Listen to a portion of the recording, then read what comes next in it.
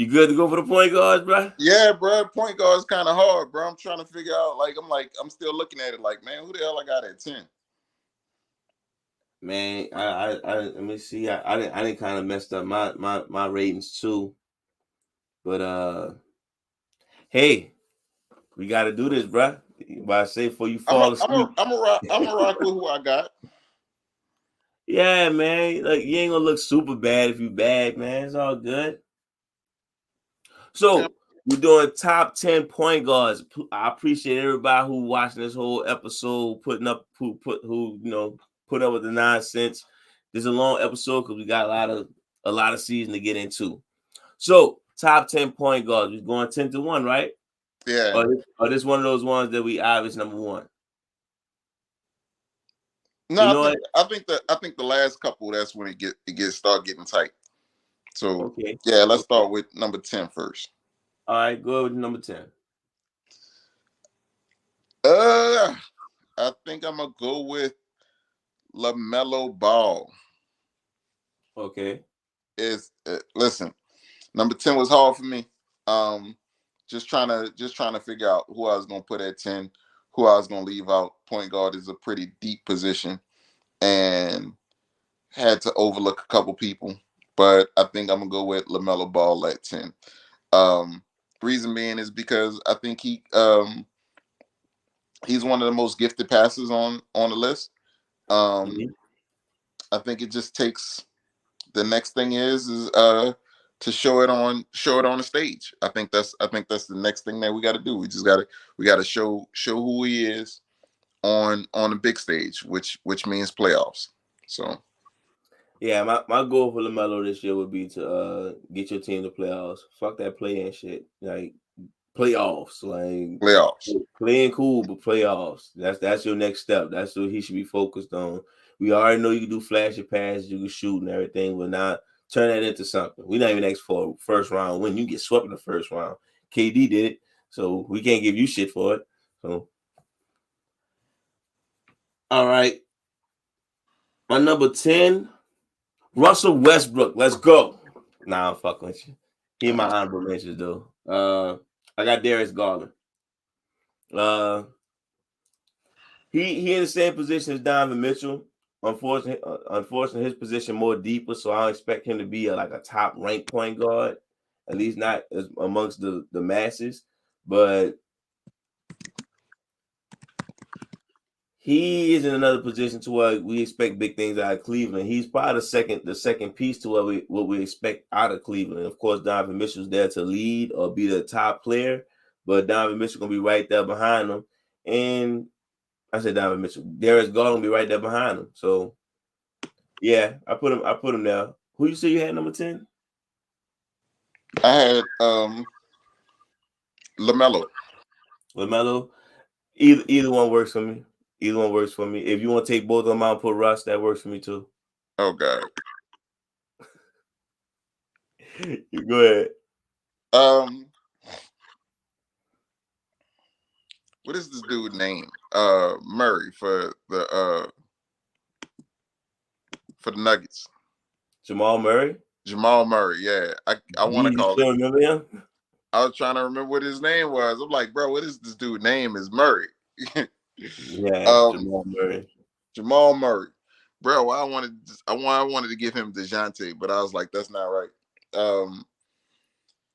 So Jamal Murray.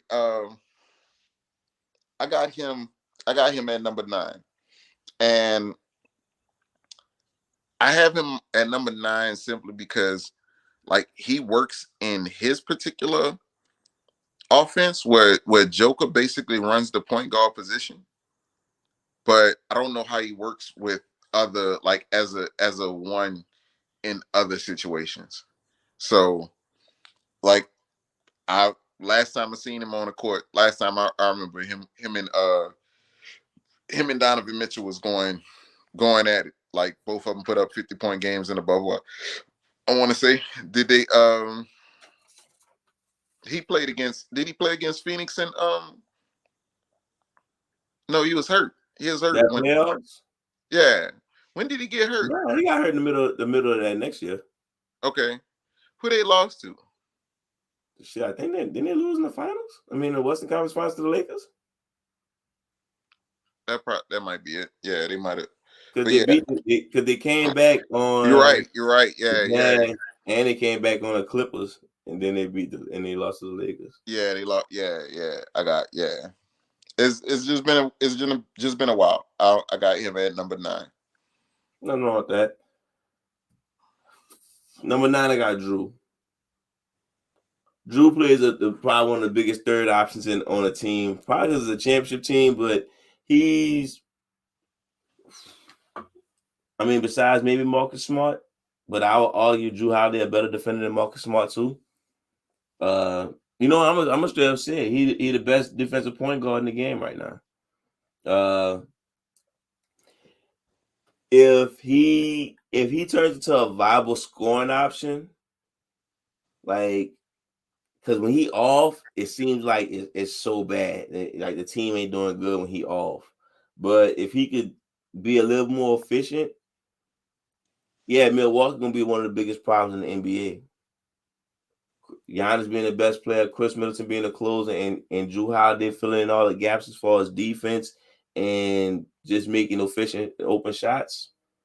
Yeah, I have no reason to think Drew Holiday wouldn't be a top 10 point guard next year. I got you. I got Kyrie at number 8.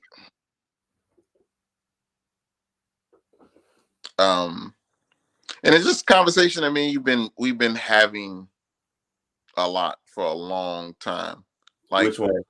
I feel like Kyrie is a very, very skilled NBA player.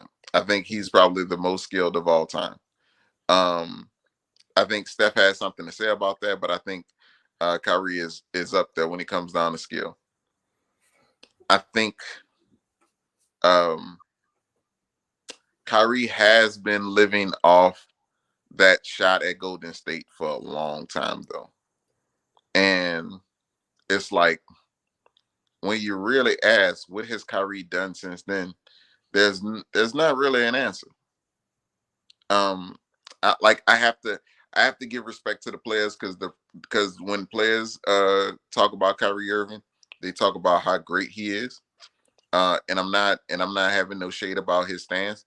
I actually respect the fuck out how he chose to say, like, you know what, this is what I believe, and I'm willing to lose $20 million because that's what I believe. I'm fine with that. I respect that.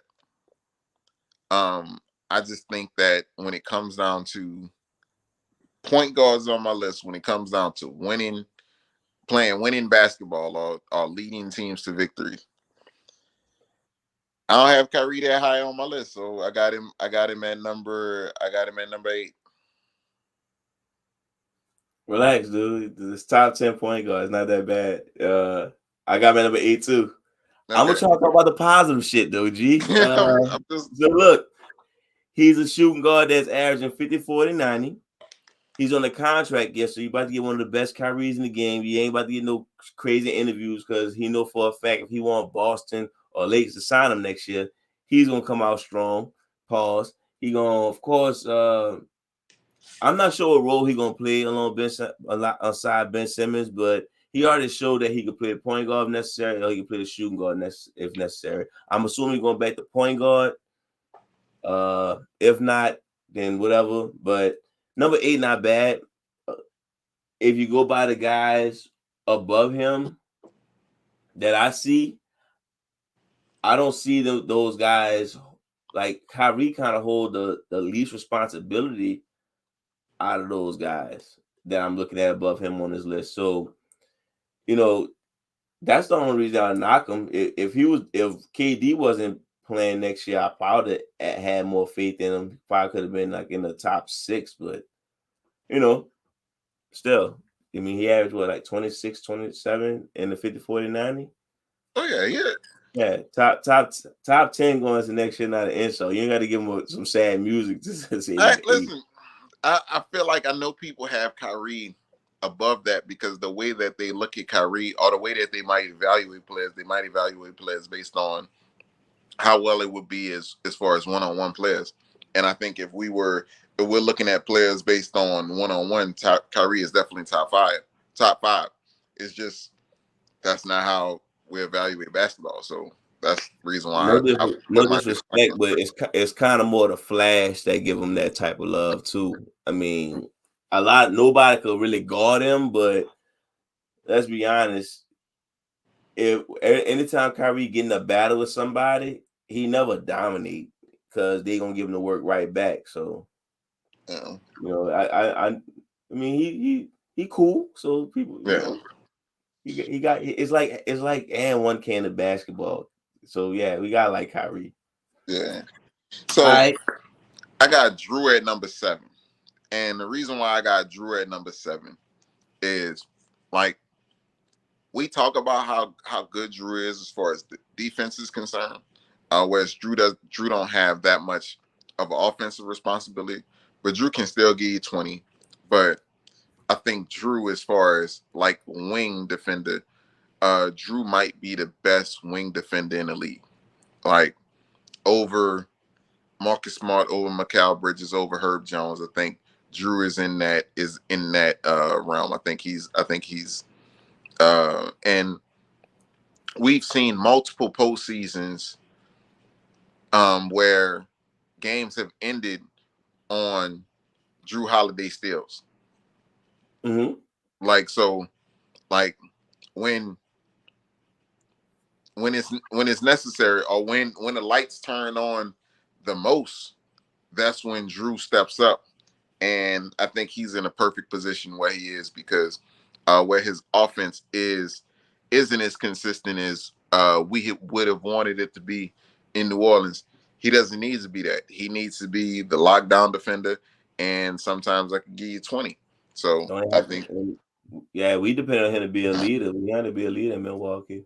yeah, he ain't got to do that. So all right, so that was your 7, 7, right? yeah. Here go my controversial one, Jamal Murray. When I really sat there and think about it, dude, like as much as you feel about Kyrie, I'm starting to really look at Ja like when it like I'm not sure if you had the same feeling. When I started looking at this list, and I'm like, well, Ja stepped up for his third year in basketball. Cool. He went up to like 20-something points a game. But what is he really doing besides being flashy? Like beyond that, once they nobody really gave them a chance in Golden State. We know why. Like Steph was hands down. Like now, Ja got the best of Steph before, but I mean, not in the full series, and the Warriors fully healthy. But on the positive side, Ja has a chance to be,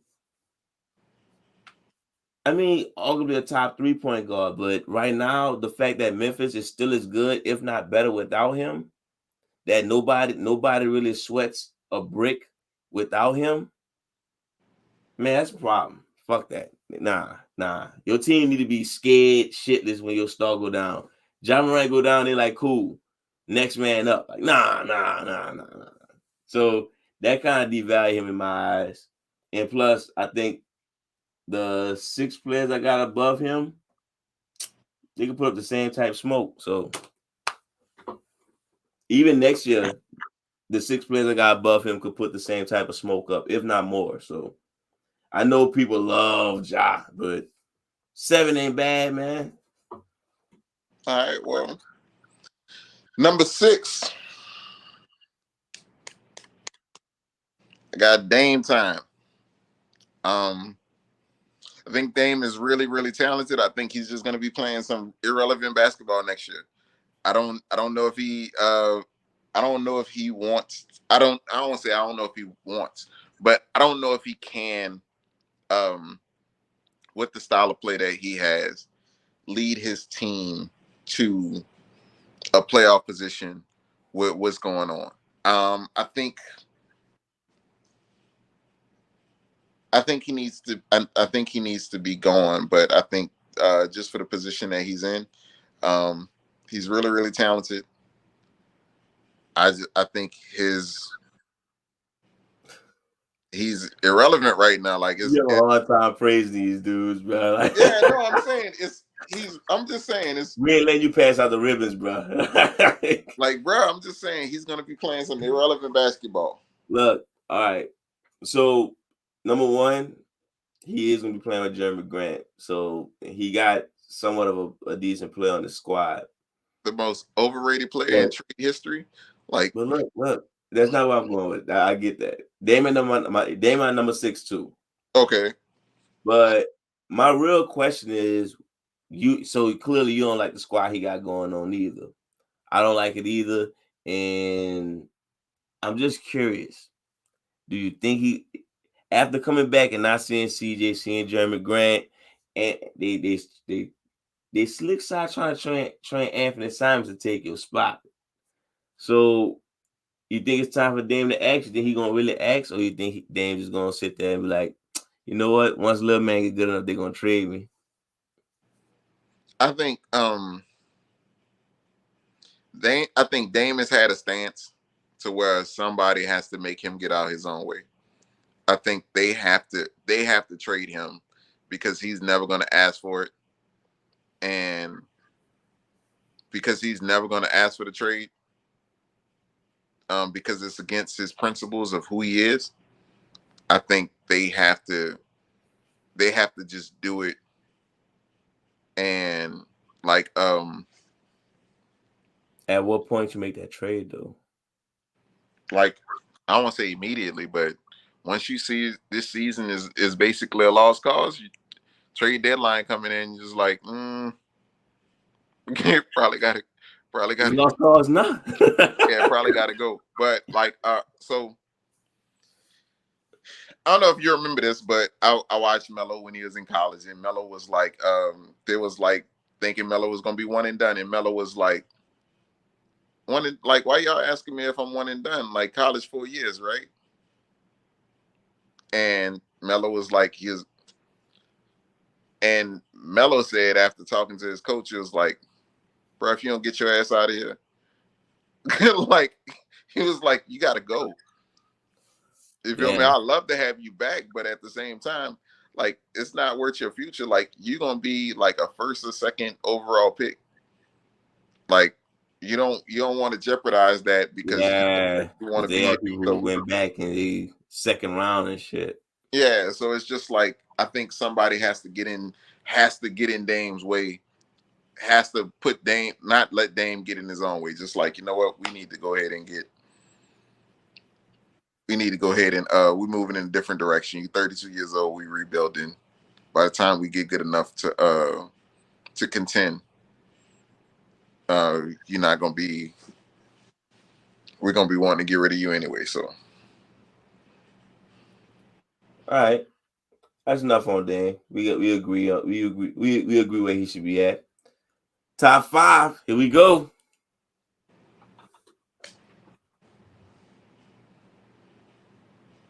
It's you. Oh, I got Ice Trey. Okay. I think Trey is the perfect villain when it comes down to you love that shit about him, huh? Yeah, bro, I love that. Trey is the perfect villain when it comes down to road games. Trey is gonna be him. Trey could be arguably high on this list. The one thing that I do think is going to be different for Trey is I think Trey is going to be more off the ball this year. I think they're going to try to put him in a more of a Steph type role, which Trey has always been on the ball. Which I think DeJounte Murray is going to have the ball a lot more often. That's me assuming. I don't know. Obviously, It's gonna work him being so small, huh? Because he's smaller than Steph. You think that's gonna work for him? He is smaller than Steph, but I think that's what they're gonna do. I think they see the type of gravity that Steph creates. Like, when Steph is off the ball, like, it's like all eyes on him. And if they could create that dynamic with Trey, then that's what they want to do. Why they have DeJounte Murray, who's I think he was like third or fourth in assists this year or something like that. He probably was third. Something like that. So I think they can have that with DeJounte being a good facilitator as well. So with the 3-point shooters and stuff around them. So I think that's something that they're looking at, is if they can get Trey to create some type of that Steph type gravity, then it can be easy on offense for them. So, but I don't know how that's gonna work out. So I got Trey at number 5. All right, that's nothing wrong with that. I got Trey on my list still, but I gotta get this young man out the way, and I'll use young man in quotations because CP3, my bro, got you on the wall, bruh. I still got you top 5, so I really don't want this to come across as disrespect, but I want to put you higher, but I have no clue what to expect from after the finals is. But you got a good squad around you. You one of the best facilitators of all time, whoever touched the fucking basketball. Yeah, I mean, I'll be honest, I don't have too much on Chris Paul. I think he is going to do better than, Dame, Kyrie, Garland, Ja. I think he has potential to have better seasons than those guys. But to be in the upper echelon, the best I could do for him is top 5. And I got Chris Paul at top. I got him as number 4. So that makes sense then. So I got Chris Paul is like, I think just simple. I think he's like the ultimate amplifier. Like what he does is like where if you put him on the court individually, like say, okay, we're gonna have an individual tournament. I don't know how well Chris Paul is gonna do with that individual talent, but I think if we were giving 2K ratings to players, I think Chris Paul, once he steps on the team, then everybody gets a +5 or something like that. Like I think that's what Chris Paul does, and I think that's more valuable than most of the other guys who I've named on this list, what they do. So I think Chris Paul's job is going to be pretty easy. It's going to be basically pass the ball. That's basically what it's going to be. I think Chris Paul is going to be, if not the league leader in assists, but he's going to be one of the league leaders in assists. Whereas I think Devin Booker and the rest of the team carries the heavy lifting as far as scoring is concerned. So, yeah. Yeah, I'm almost sure that's their game plan, to let Chris Paul just facilitate and they put up the buckets. But I'm at this point, I couldn't put him above Trae Young, which is my number 4. Trae Young, to me, gets a bad reputation for something I don't even know why. For some reason, Jamal Murray gets ranked above Trae Young, and I'm like, I'm not even sure what Jamal Murray did to be above Trae Young. Trae Young, he definitely turned Atlanta into a team to talk about. I give Memphis somebody big, but as far as non-comparisons, Trae Young turned Atlanta into a contending team. He's definitely putting up numbers to be one of the better point guards in the league. Of course, he's not going to touch that because maybe his defense. He got to turn Atlanta a championship team to make up for his defense, which I'm not sure if he's there yet. But as far as him being number 4, I know for a fact he's going to be in a better position because he has less responsibility on him as a guard, and I know for a fact that he's going to be one of the best shooters and one of the best passers in the league. So that's why I got my number 4. All right. So, number 3. Let me ask you this. Who do you think has the best Rose Gallery of villains? Like in superhero or movie? It's only like, if you include X-Men, you talking about comics, right? Yeah. If you include X-Men, it's 3. But if you go by individual, it's 2. All right. So there's technically only one person who got the greatest though. All right. So X-Men be 3. Spider-Man be number 2. The only reason Spider-Man number 2 because he shared some of his villains with other people. But Batman got a jail. Like, come on now. Like, okay. If you got a jail, then. So look, like, and just getting to my number 3. So who's Trae Young's like his biggest rivals? As far as what? Players in the league? No, as far as teams. Teams? Probably everybody. Like, a lot of people don't like him. No, I'm just saying, like, if we think about Trae Young as far as rivalries, like what? Off jump, New York. You know, New York don't rock with him. That's who I was thinking. If we think about Ja Morant, who's his rival, and that's my number 3. Ja Morant. Yeah. Wait, so why you have him at number 3? No, I'm just saying, I'm. That's not why I have him at number 3, but I'm asking. Oh, okay. Who do you have as his rivals? Ja Morant's rival? Yeah. Golden State. So I'm saying if we're just looking at Rogues galleries, you have the New York Knicks and you have the Golden State Warriors. Now I got your reference. I feel that. Yeah. I know it took a long time to get there, but you got that. I got that. I got that. I'm not mad at that. So like when we look at wait. I won't go too far on that. Do Ja Morant put the pressure on Golden State the way Trae Young put pressure on New York? No, I think it's very different. I think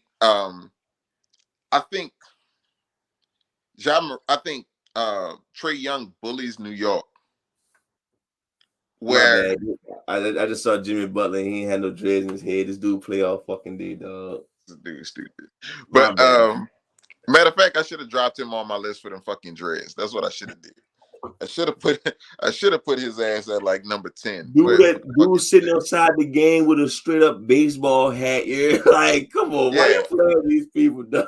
I should have dropped him on my list. I should not have had him as high on my list, fucking with them dreads. But let me go back to Ja Morant. So the way that I put Trae Young is basically a bully to a team that's not as good as him. Ja Morant is going to the biggest, baddest team in the league and telling them that I want your lunch money. Like, so what he wants to do, he's the third grader that's going up to the sixth graders and telling them, I won't fight. Whereas Trae Young is the sixth grader going up to the third graders and like just beating them up. So it's like you got to give more respect to Ja for what he's doing than what Trae is doing. Also, when it comes down to Trae missed the playoffs, and Trae made the playoffs as a 4th seed or 5th seed and beat the 5th seed, and then went lost and then missed the playoffs again. Whereas Ja, they beat the Warriors to make the playoffs. Then they lost, and then the next time they go, then the next time they go, I think there was the second seed, and he wound up getting hurt. So the Warriors eliminated them. So they kind of got a little rivalry that's going there. So Ja, when it comes down to what he's doing as far as the playoffs is concerned, I got to give him the edge of what he's doing versus what Trae Young was doing. But yeah, I got Ja Morant as my number 3 point guard in the league. Well, here's something crazy. I thought the better matchup for as far as a rival would have been Memphis and Minnesota, but I don't blame Ja Morant for going, like you said, going there for the top dog. But I thought him and Andy Edwards and Patrick Beverly was a way more entertaining back and forth. But Patrick Beverly not done no more, so I guess on to the next one. That's number 3, right? Yeah, that's number 3. My number 3, I got James Harden. I think I got James Harden starting for Philadelphia. I got James Harden possibly leading the league in assists. If not, he'll be second behind Russ. James Harden probably could average maybe about, I don't give a damn what you think. James Harden could average 20 and 11 easily. So to say him averaging 25 and 12 is not far-fetched. And as far as like what one-on-one players, he like top 3 out of these dudes. And he's proven that if he want to do it, he can do it. So I'm gonna have faith that he's in a new situation in the gym, all other nonsense, and see we're gonna get a facilitating James Harden helping out Joel Embiid to get MVP. And yeah, I don't think he's gonna be the best point guard next year, but I think he definitely gonna prove himself to be at least a top 3. And he lost 100 pounds. Yeah, the fuck right. Yeah, that's what he said. I got you either was super fucking heavy, we didn't know it, or you super skinny now, we didn't know it. Cause we're not gonna believe you was 300 pounds and now you 200. We're not gonna believe you was 250 hey, that's and what now you man said. 150. Like I got 100 pounds, a big flip. Yeah. You should quit basketball and start a diet program. Well, I think the number 1 and number 2 is easy. I got Luka at number 2. Okay. Yeah. So Steph at number 1. And I mean, let me know if I'm wrong on this. I'll jump you on this one real quick. I think it's because Steph proved that he could lead his team to a championship. And let's be honest, I don't know why the Warriors the third favorite or some shit, but yeah, it's Steph fucking Curry in his prime still, and his team had nothing but experience. So just the leadership and like how you said, the gravitational pull of Steph. There's really no debate on why I wouldn't say he number 1. So this is my thing, and I'm gonna mention Steph. We know what Luka brings to the table and everything like that. Mm-hmm. The thing I think Steph is like the most disrespected superstar in the league right now, and I think he's disrespected for the fact that he's 6'3". If Steph was 6'9", 6'8", 7 foot, like playing exactly the way that he plays, we wouldn't disrespect him as much. Like, I think he's gonna call people out too. They said, I think ESPN rated Steph as number 5 or 6. So I'm like, and it's like, how? Like, we've seen Steph do this a couple times, and he averaged 30 in the finals, and yeah, he averaged 30 in the finals. 30. I want to say 32, but it probably was 30. But it's like this was a team who they threw everything at him, and they also had, like, they've done well, like when, just for example, KD, who is 7 foot, and we feel like he can do everything that Steph does. KD averaged 23 against this team. So it's just like, when is the disrespect for Steph gonna stop? That's basically what I'm asking, because it's just like, bro. To me, I think it's number 1, he don't care. Number 2, he not gonna be super vocal about whatever they do. If they had him at number 1, he gonna had the same reaction if he was number 8. So, but KD gonna bitch about it. LeBron gonna say some slick shit about it. So, I think that's why they kind of tend to gravitate towards them when it comes to, let me give them more attention than Steph. I ain't gonna say where I got Steph at on my players going to next year league, but you're right, he do get disrespected. Like, I know that's probably one of the lowest I've ever seen the finals MVP since Kawhi and Iguodala. So Luka number 2. What do we have to do this year to be number 1? You have to do things that they project him to do. Like, they want him to be MVP. Like we've been saying that Luke, or I won't say we, because I haven't put my money on him, but Vegas has had Luka being the MVP for like the last 3 years. I feel like, at least last 2. So he has to be. Would that really put him above Steph in your eyes, though? I think he has to have a deep playoff run. So it's probably a couple things that he could do. One, he has to win MVP. If he doesn't win MVP, he has to beat Golden State handily. And if, say for example, if they don't see Golden State, if he leads his team to championship, and say for example, if Jamal Murray beat Steph Curry. Like if he beats Steph Curry handily, then Luka has to beat Jamal Murray handily. It's like it has to. That's what you're saying. It has to be a passing of the torch in some sort of way. So if Ja takes the torch from Steph, then Luka got to take it from Ja. Would you accept Steph had fallen off and Luka ascending? Would you accept that? Or that could happen. If I don't see that happening, but yeah, that can happen. No, that was just hypothetical. Yeah. Well, shit, that's it. I mean, I don't think Luka could do anything to pass up Steph this year. I think unless Steph, like I said, it has to be both. It has to be Steph has a average as hell year, and Luka has to wow everybody and finally be in the MVP, finally get that MVP award. But I don't see that happen. I think Steph about to put up another good run.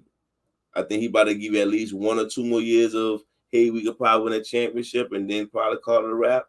But who knows? Luka could probably, like I said, Luka can't add nothing to his move set, but he can sharpen up his skills. And shit, if you have Christian Wood as a fucking all-star player along with Spencer Dinwiddie, then maybe we'll look at it different. Maybe. But as of now, Steph number 1, Luka still number 2. Ja, you gotta prove me wrong.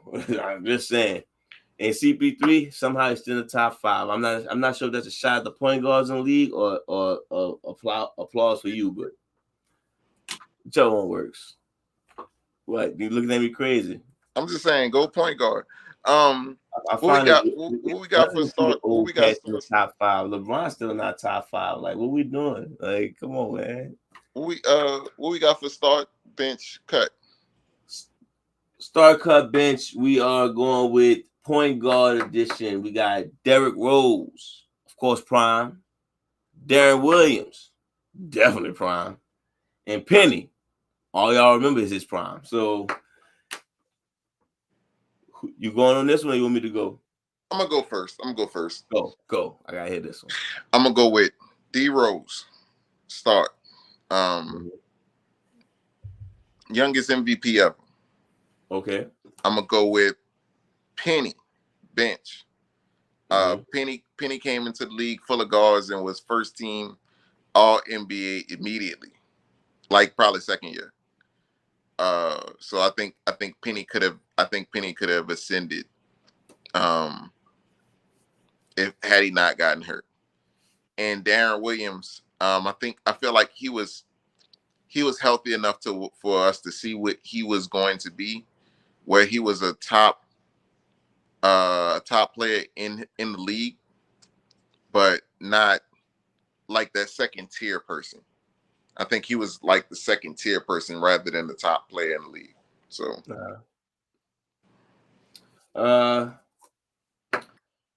so you say start D Rose, bench Penny, cut D Will. Yeah. And you know what? I could fuck with that.